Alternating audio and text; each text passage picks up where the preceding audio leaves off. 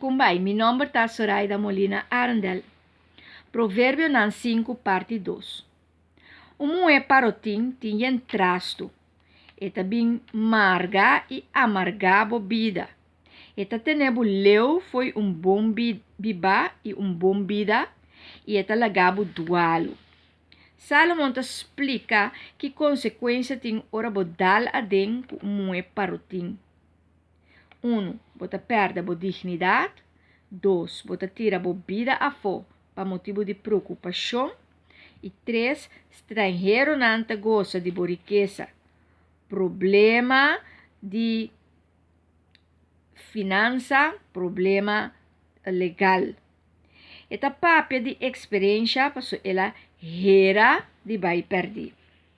Salomão te aconselha para não cometer adultério e quedar fiel na boca casar.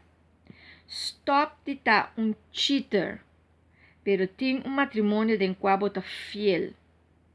Tenha prazer para gozar de matrimônio com boa casar, sem ter medo, sem ter vergonha, sem ter culpável, para você estar fazendo algo robês.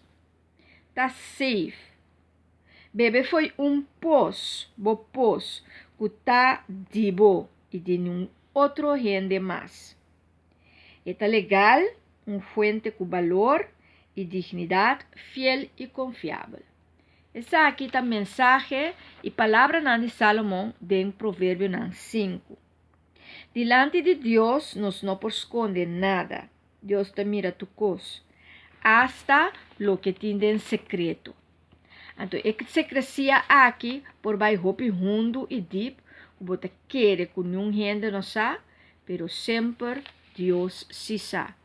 Da você escolhe consciente, escolhe maneira Salomão explica, para não ganhar de problema, de preocupação e situação vergonhosa, para motivo que você está fazendo algo que está robês, foi ordo, fez lá. Have fun with the journey.